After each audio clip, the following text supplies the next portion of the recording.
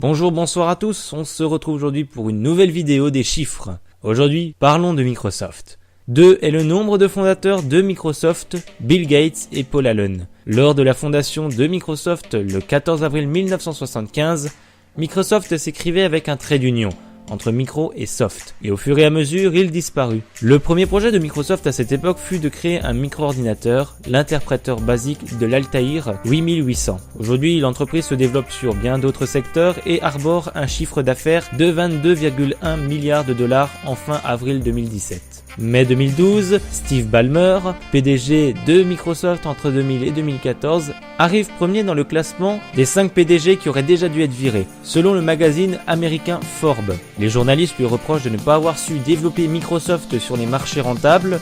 Ça doit un peu piquer quand même avec le refus de Facebook d'être acheté par Microsoft, non ?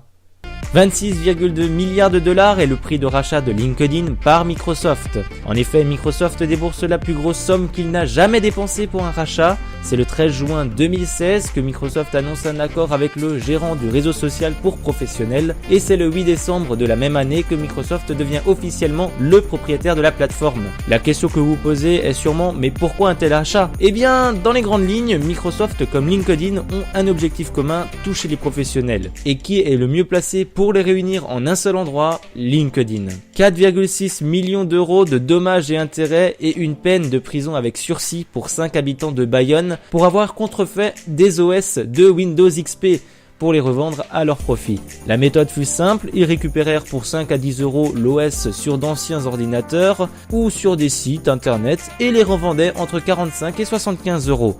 Leur petit manège dura 2 ans, entre 2008 et 2010, avant d'être arrêté. La tête du projet reçut la plus grosse part de la peine et ils réunirent en 2 ans la somme de 721 000 euros.